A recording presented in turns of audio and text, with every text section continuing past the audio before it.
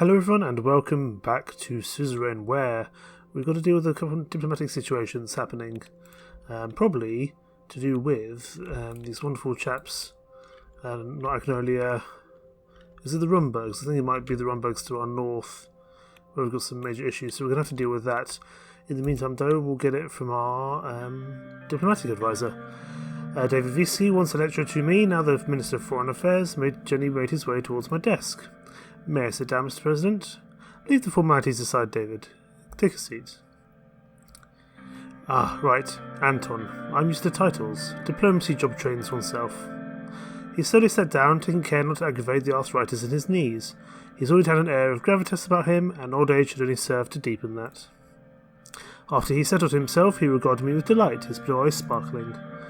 Look at you, Anton, the fourth president of Sordland. What a privilege for me.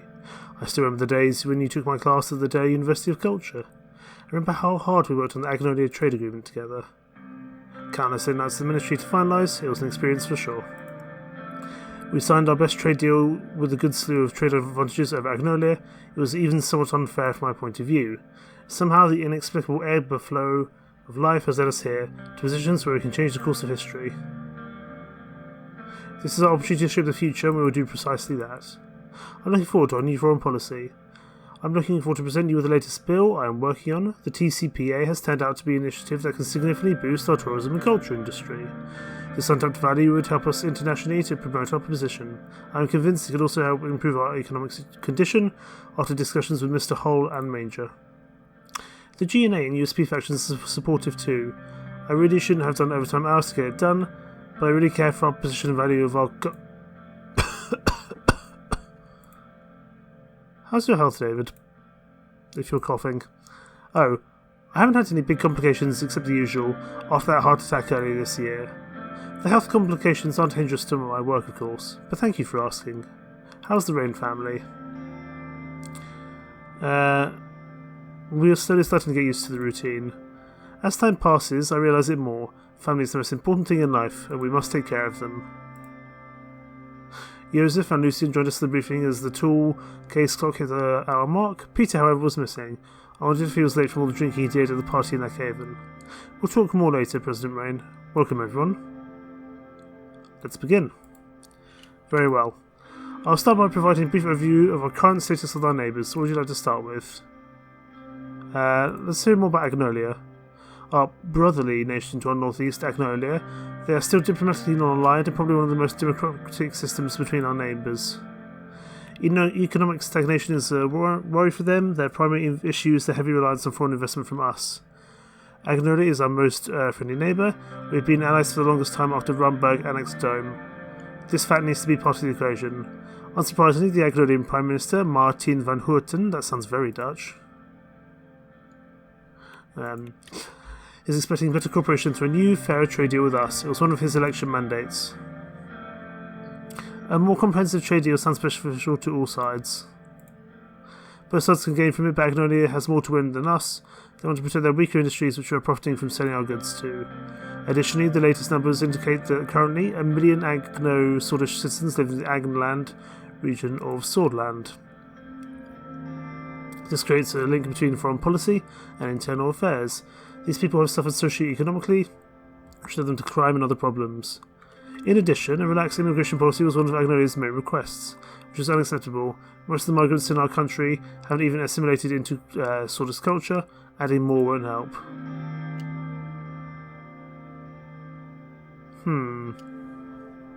I'm supportive of relaxed immigration, but only if it does the right things.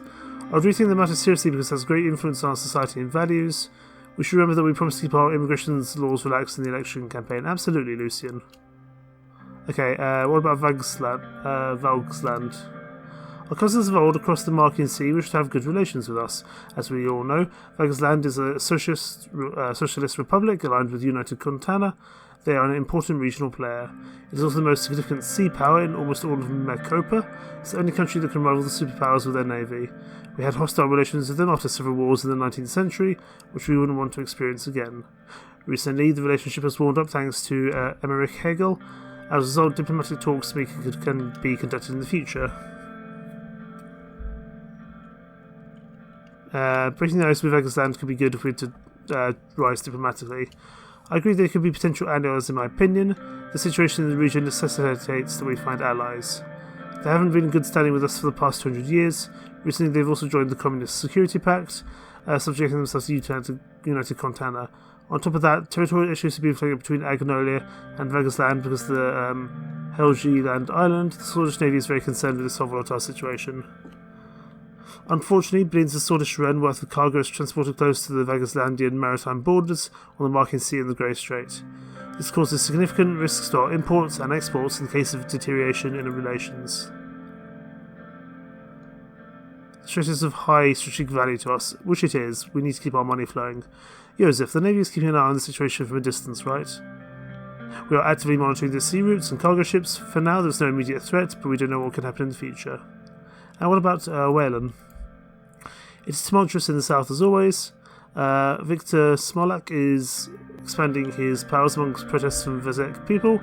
However, he is quite positive about a normalization of relationship between the countries. Despite purging the Western communists, reports indicate that they've been warmed up to international aid. As you know, well, instability was always a concern for the region. But if we did want to help them, we must not treat refugees like we did in the 30s. I still can't stomach the inhumanity those people suffered.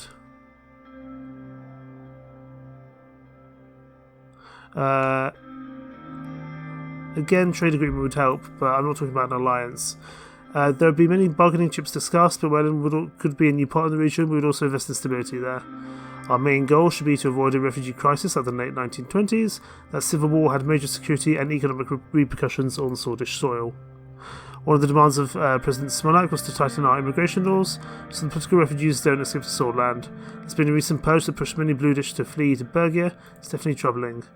Grumman Outpost has regained its importance due to this. I'm sure you'd remember that winter at the border outpost, Mr. President. He was right. I did remember that winter. I remember the despair in the refugees' eyes when we forcibly escorted them back across the border. It is in our national interest to prevent the formation of a failed state on our western border. Wellen has been increasingly aligning itself towards the Communist Alliance, another point to analyse. Let's move on. Two important neighbouring countries remain, Lesbia and Rumburg. Let's hear about Lesbia first. Our southern neighbour is aligning itself more and more with Arcasia. Lesbia is currently led by the Prime Minister Patricio Alvarez. They are the jewel of the continent and the second largest economy. Though wealthy, Lesbia suffers from excessive economic inequality.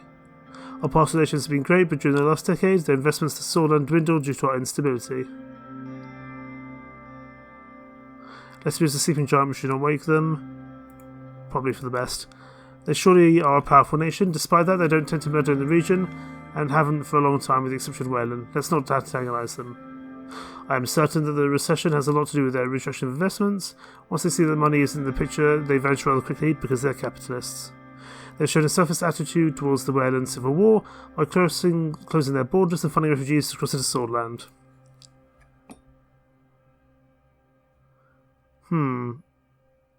Capitalism. We do need money. Everything comes at a cost. In Lesbia, the cost is wealth inequality, but business people are getting richer and richer.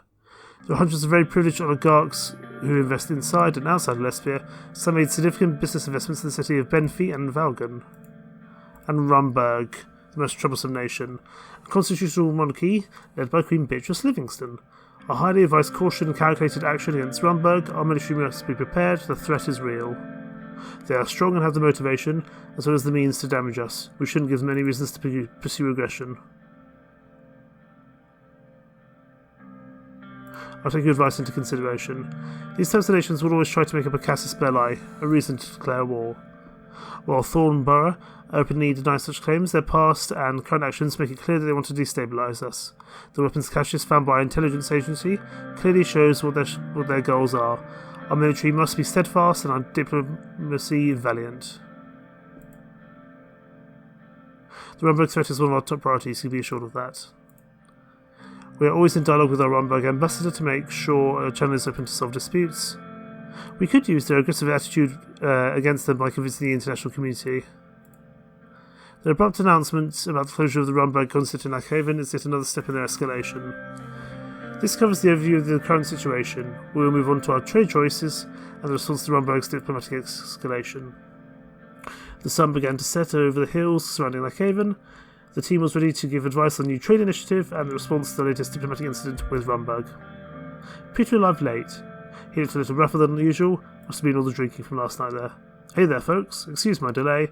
I'm sure I didn't miss anything that we didn't already know. You were still supposed to be part of this meeting an hour ago. Punctuality is important. We're talking about serious subjects here. They do have a point, Peter. We have to discipline in the cabinet. Excuse me, it won't happen again.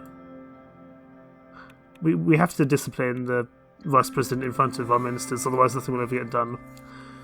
The Vice President will be part of the trade delegation, so it will be great to have his input on that subject as well as on the Rumburg incident. Rumburg Consul Sir Bran Harrington announced the closure of their 120-year-old consulate. Now the diplomatic staff is leaving the city to go back to Thornborough. He blamed the lack of security in Sordland due to the assassination and the subsequent protests, but it is obvious they are making excuses. Bastards.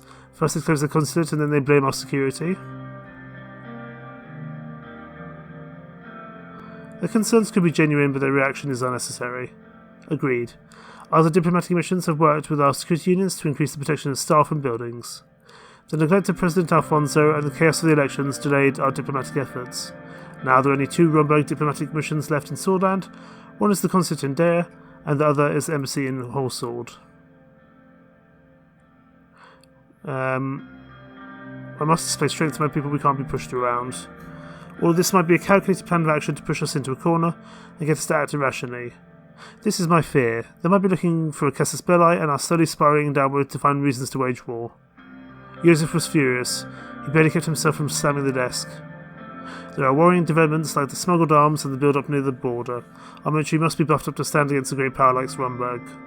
We either respond to this regressive act with diplomatic condemnation, or we retaliate by closing our consulate in Dome. I want to say that an escalation would be risky this early in our presidency. We should focus on creating a negative image of Rumburg in the international scene. The people of Sordland must be protected no matter the cost. I say we respond equally. Retaliate by closing the Sordland consulate, or write an official diplomatic response condemning their unreasonable act. Declare that Rumburg aims to destabilise Sordland and the region. Let's do that one. We'll go with the diplomatic approach for now. As you wish, Mr. President, I shall begin work by immediately informing the Ministry of Foreign Affairs and Trade.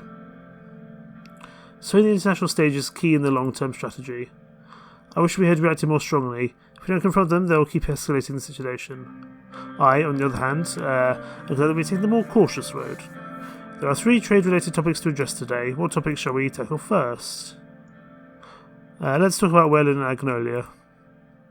Our primary goal will be to successfully sign at least one trade agreement with one of the smaller neighbours. We have 2 options with our trade initiative: starting new negotiations with our old pond Agnolia to the northeast, and forming a new cooperation with the Whalen to the west. Talking about Agnolia, I'm leaning towards them.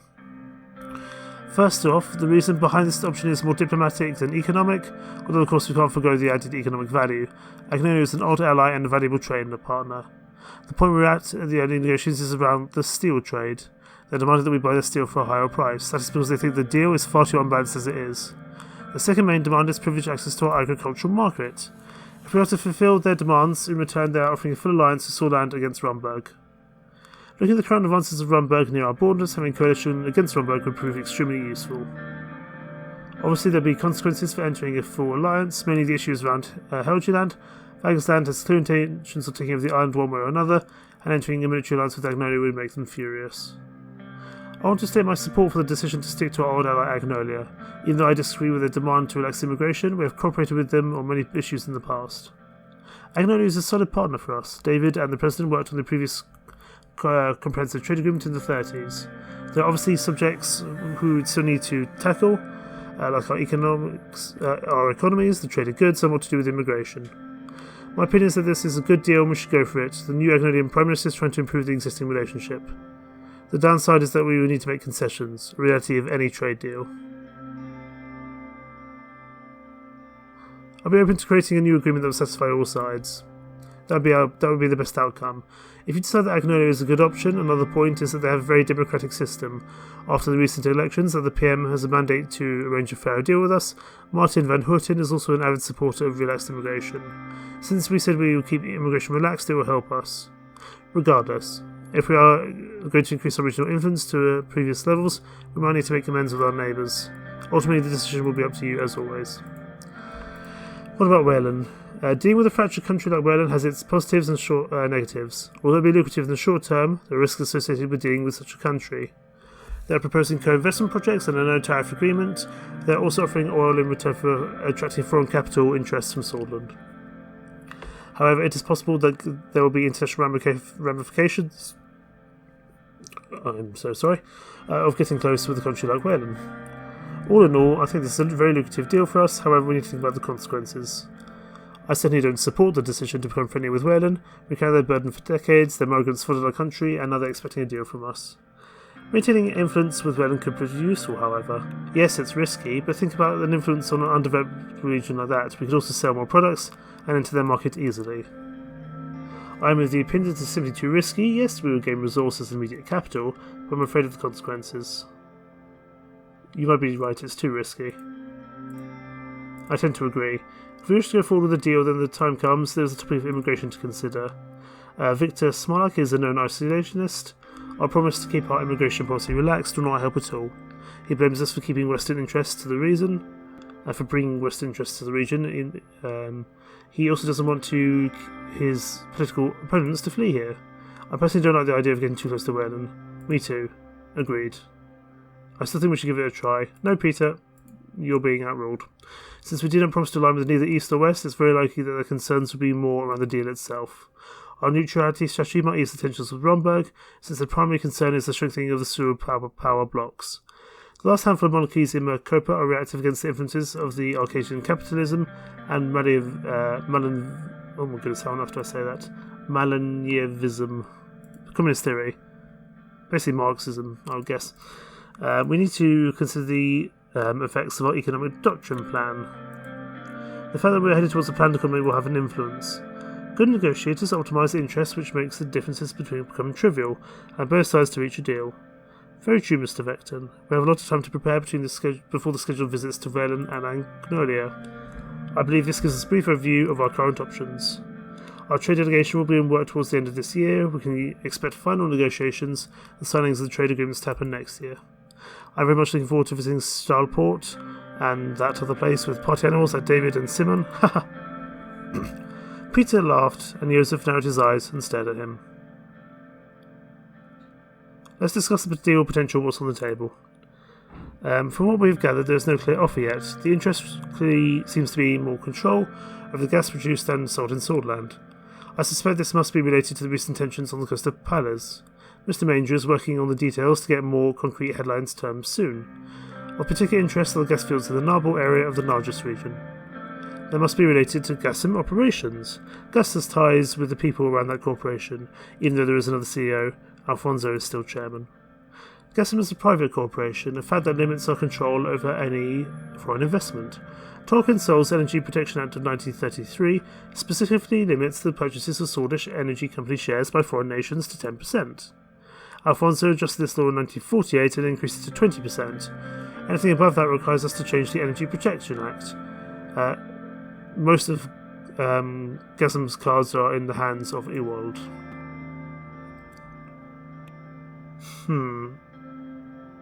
Good thing we handled the transfer of power with the party diplomatically. I'm sure he'll be open to talk. Let's try that.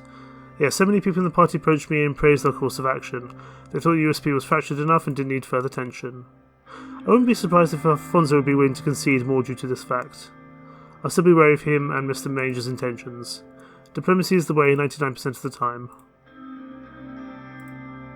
From our diplomatic channels, we can tell that Lesbia is still very interested in Swedish petrol, whereas Rumberg wants more gas resources. As a sovereign nation, however, we must protect our resources. Our energy independence is part of our national security concern here. Gassim handles most of our gas production. Keeping close control over critical resources is in sync with our planned economy strategy, and it is. I'm very glad you've chosen the Sordland-centric path, Mr. President. In theory, centralisation works, but it leaves little room for outside help when the internal conditions are dire. If Rizzi wants to buy more than 20% of shares allowed by the protectionism laws, then the government can step in to make changes to the EPA. Precisely, but we don't know if this will be the case. There is a scenario in which they might invest in the EPA limitations. We just have to hear more before weighing the options. They never revealed much about their involvement to me, but I always felt that Alfonso's crew was more linked to Gasm than they seemed. I have information that the CEO that replaced Alfonso is a loyalist. Alfonso still is the chairman of Gasm and the de facto key figure. Additionally, the MBC chairman, Mikhail Avan, and Minister Gus Manger have shares in the company and preside over the board. The shareholder link raised questions regarding Alfonso and Manger's motivations. I suspect the corporation isn't doing too well and they are seeking investments. Any investment into Gaston will enrich the owners but might lead to more jobs and growth. Any further comments, esteemed cabinet members? The room went silent and no one stepped forward. It was notable how much people respected Whiskey. I don't think that's his name, I'm going to call him Whiskey from now on. He carried the soul of Sordland as a symbol of the past. I think this summarises all we know and what we want to do again. Mr. President, what are your thoughts? We'll have to wait and hear more from Mr. Major to decide. There's one thing Gus is good at, it's making deals. I'm curious how it will develop. It's mostly out of the hands of the Ministry of Foreign Affairs now. I'll gladly assist in analysing the political implications, Whiskey. Thank you. Our support staff and I will be working towards the next steps soon after receiving more context from Mr. Major. Our ambassador in Porto Drazon is in communication with Lorento Esquibel, the Rizian Councillor of Foreign Affairs already.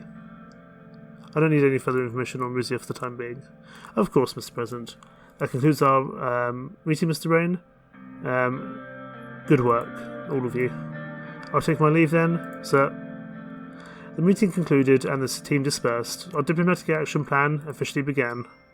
Ooh, diplomacy. Assignment started. Republic of Agnolia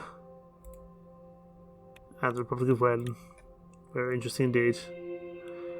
Okay, so Whiskey's cracking on with that, that's okay. In Wholesword here, we've got a few things to do, however.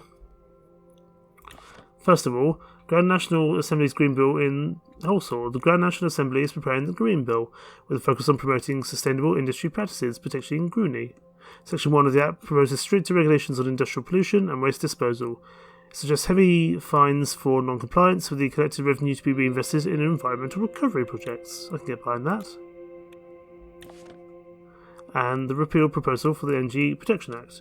The G&A of Sordland gathered yesterday for a significant session, where a proposal from Friends Richter for the People's Freedom and Justice Party, and supported by the independent MP Mansoon Leke, was put forth to repeal the Energy Protection Act of 1932. This act, as it currently stands, restricts foreign ownership of security-sensitive energy corporations to 20%. The proposal to repeal or modify this law has been a topic for debate in the Assembly, with proponents arguing for an open market approach, and opponents advocating for the protection of Sordland's critical industries from foreign influence. If the repeal successfully garners the requisite majority in the Assembly, it will then head to the Maroon Palace for final approval. The Sordland Tourism and Cultural Preservation Act aims to amplify the cultural allure and tourism viability of Borin, Ribéry, Lacaven, and Rika and Benfey. The Grand National Assembly is calling a collective push to establish Sordland as a global tourist destination and reduce the effects of the recession.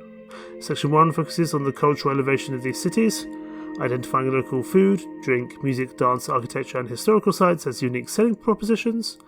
This cultivation of cultural tourism is positioned as a catalyst for economic invigoration. Ooh. Section 2 underscores the restoration and preservation of key landmarks in Lacaven and Rika. Currently, it proposes a comprehensive renovation of tourist infrastructure in Benfey to enrich the visitor experience and generate steady income for local communities. Section 2, subsection 1, further commits the safeguarding and development of the caves of Antira in Ribéry and the vineyards of Borin, recognising their potential as tourism growth drivers. We will sign. It's another government budget we don't really have, but I'm hoping it'll be worth it in the long run. But we do need to find a way to... change our economies around, that's for sure. Okay, briefing on the results of the Reform Committee. I came a little early to the meeting room before anybody showed up. We had scheduled a meeting to discuss the progress of the Reform Committee regarding the new constitution. I took a seat on the centre chair in the vacant meeting room as I waited for them to show up. The reforms were slowly becoming the most significant expectation of my government. We'll be changing Seoul's constitution to 29. Most people nowadays blame the constitution for the outstanding problems in the country. On the other hand, the reformers in the assembly have been getting loud about their demands. What I knew for sure was that I needed to do something before this encroaching chaos swallowed me. Meanwhile, Lucien, Peter and Nia have been leading the committee to prepare an initial draft of the constitutional amendments. I was intrigued to hear the results. Good afternoon, sir. Lucien arrived exactly on the hour mark again. His punctuality could almost be described as obsessive. Good afternoon, Lucien. We should begin the meeting as soon as Mrs. Morgana and the Vice President arrives. We shall have some results from the reform committees. Good. A few minutes later, Peter and Nia also arrived. After a short chat, everyone sat down and took out their notes. I knew it was going to be a long meeting. Goodness me. There was a lot to talk about the future of this process. Let us begin to tackle the points of contention. Mr. President, our committee meetings were really fruitful and we've already started working on the constitutional draft together with the reformists. They demanded a little too much, but we've had success with Friends Richter to create a realistic draft that could potentially go through the Supreme Court. A little? They demanded to write the whole constitution again. Mr. Richter's deputy even suggested removing the term sword from the constitution completely. Arthur didn't like their theatrics, but the requests were definitely not outrageous. They were just not realistic in today's political circumstances. Nevertheless, Mr. Vice President, thanks to your convincing arguments, we have seemed to reach a common ground already. If we can fully reach an agreement with the reformists, we will be very strong in the Assembly to propose the change. Can we reach a 2/3 majority in the Assembly? If you can get Friends Richter to work with you on this, our only problem would be uniting our own party. We'll never be able to get the NFP to work with us.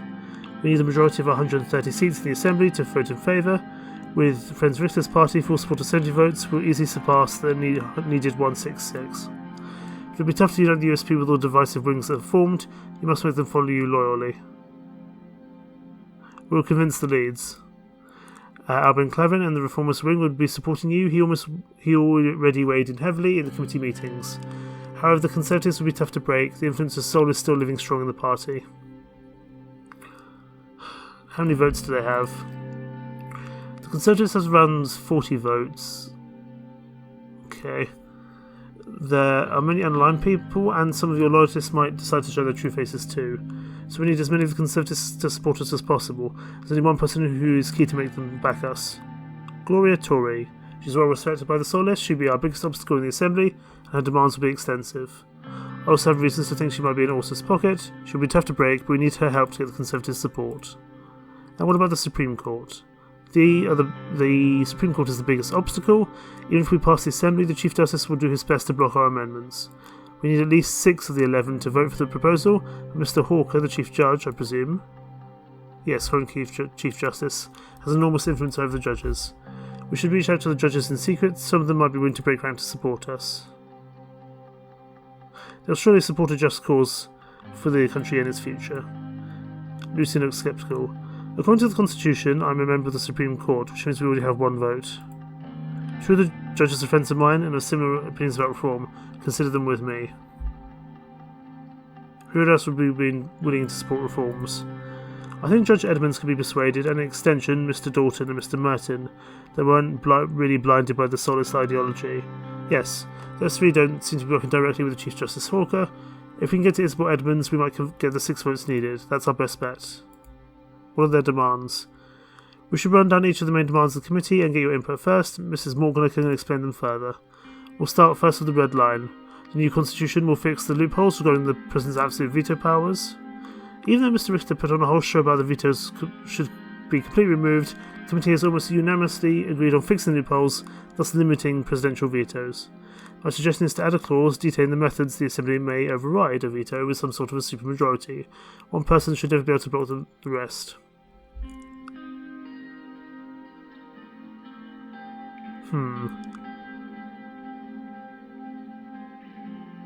The loopholes give the President too much power. We're not going to get rid of them completely. Whatever you decide, it's important to get a balanced picture. We're breaking history by changing the 29 Constitution. The second one is about the judiciary. The new Constitution will remove the Supreme Court right to vote on legislation. This is yet another point that was unanimously agreed on by all parties. Tarquin established the rule to protect his 29 Constitution. We all know that most of the judges are still his pawns. Constitutional amendments will still be very difficult to accomplish with a reform like this, particularly because we will keep the two-thirds majority system to be able to propose a change. However, the judiciary will not have the final say in amendments. We need the court to even pass this change. Why would they support us? Most of them won't, but we already talked about my vote and a possible agreement with Isabel which may change things. Apart from these two critical points, they have other major demands. They want to reform the appointment procedures of the ministers. Mr. Ritter clarified that the Assembly should have a say in the formation of the Council of Ministers. This is something the majority in our party also supports. Well, Mr. Ritter also talked about abolishing the Member of Honour of Rights. Tarkin Sol gives him absolute immunity, makes him a permanent member of Assembly. Well, that one is a controversial one. I doubt the USP would like that. Immunity of the justices, the impeachment of the president, limiting the power of the presidential decrees, all this came up during the committee meeting. Yes, reformers expect big reforms from our faction. The USP are not too great on pushing reforms. I'd say keeping everyone in the middle ground is the safest bet. No need to agitate anyone too much. I agree, we'll push for comprehensive reforms. I'm with you on this, Mr. President. Because if we just push for middle ground reforms, we don't do enough major progress, and it's not worth it. Well, regardless of what Mr. Ray decides, we need to work together to push this agenda. Now we have a better picture of your intentions, sir. I'll start reaching out for my contacts to make a draft that will work for us. I'll present your input to the committee. In a few months, you will have the draft on your desk to make the final changes yourself. I think this was yet another fruitful meeting, sir. Your service is appreciated. Thank you for the kind words, sir. You can count on us, Anton? Yes, Mr. President.